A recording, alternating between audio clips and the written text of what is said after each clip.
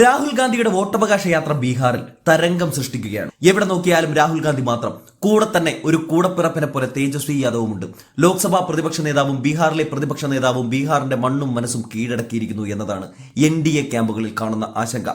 രാഹുൽ ഗാന്ധിക്ക് വ്യക്തമായ ലക്ഷ്യമുണ്ട്.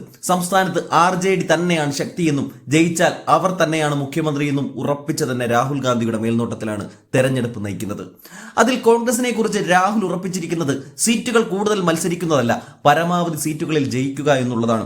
അതായത് കഴിഞ്ഞ തെരഞ്ഞെടുപ്പിൽ 75 സീറ്റിൽ മത്സരിച്ച കോൺഗ്രസ് വെറും 19 സീറ്റിൽ മാത്രമാണ് ജയിച്ചത്. അതായത് ബീഹാറിലെ ഭരണം ഇന്ത്യ മുന്നണിക്ക് നഷ്ടമായി.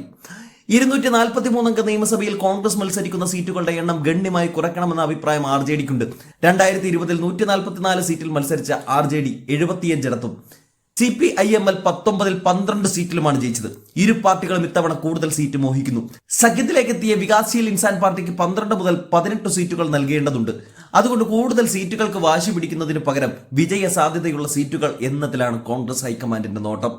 അങ്ങനെ വന്നാൽ 60 സീറ്റുകൾ മതിയെന്ന് രാഹുൽ ഗാന്ധി പറയും.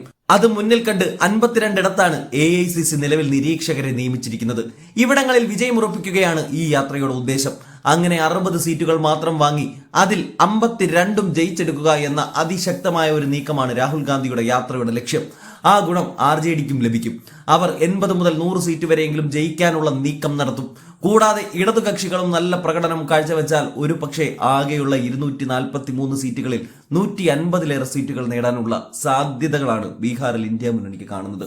സീമാഞ്ചൽ, മൂങ്കോർ, ഷെയ്ഖുപുര എന്നിവയ്ക്ക് പുറമെ ചില ഗ്രാമീണ ന്യൂനപക്ഷ കേന്ദ്രങ്ങളിൽ കോൺഗ്രസിന്റെ നില ഭദ്രമാണ്. കഴിഞ്ഞ തവണ അസറുദ്ദീൻ ഉവൈസിയുടെ പാർട്ടി സീമാച്ചൽ മേഖലകളിൽ മുഴുവൻ മത്സരിച്ച് കോൺഗ്രസ് വോട്ടുകൾ പരമാവധി പിടിച്ചെടുക്കുകയും അത് NDAക്ക് 15 സീറ്റുകളോളം കൂടുതൽ ലഭിക്കാൻ കാരണമായി. അപ്പോൾ ഇത്തവണ അതുണ്ടാകില്ല എന്ന് ഉവൈസി തന്നെ വ്യക്തമാക്കിയിട്ടുണ്ട്. അതുപോലെ ഈ യാത്ര വഴി ഉത്തര ബീഹാറിലെ സീതാമഢി, ചമ്പാരൻ, ദർഭംഗ, വടക്കു പടിഞ്ഞാറുള്ള ചൻപാട്യ, ബെഠ്യ മേഖലകളിലെ സീറ്റുകളിൽ ചിലത് രാഹുൽ ഗാന്ധിയും പാർട്ടിയും ഇത്തവണ ഉറപ്പിക്കുകയാണ്.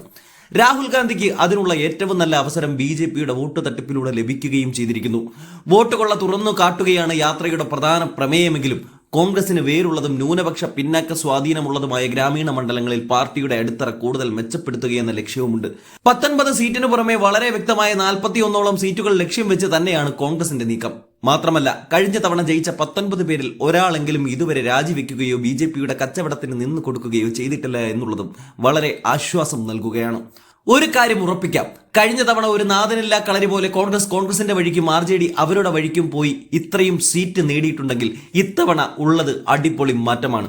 രാഹുൽ ഗാന്ധിയുടെ കൈയും പിടിച്ച തേജസ്വി യാദവ് തകർത്താടുന്ന ബീഹാറിൽ NDAയുടെ പൊടി പോലുമില്ല ഇപ്പോൾ കണ്ടുപിടിക്കാൻ എന്നുള്ളതാണ് സത്യം. അതാണ് അതിന്റെ റിസൾട്ടാണ് ബീഹാറിൽ ഉണ്ടാകാൻ പോകുന്നത്. അതിൽ 60 സീറ്റിൽ മത്സരിച്ച് 52 സീറ്റ് നേടുമെന്നുള്ള ഉറച്ച തീരുമാനത്തിൽ നിൽക്കുന്ന കോൺഗ്രസും രാഹുൽ ഗാന്ധിയും അത് നേടിയെടുക്കും എന്ന് തന്നെയാണ് രാഷ്ട്രീയ നിരീക്ഷകരും പറയുന്നത്.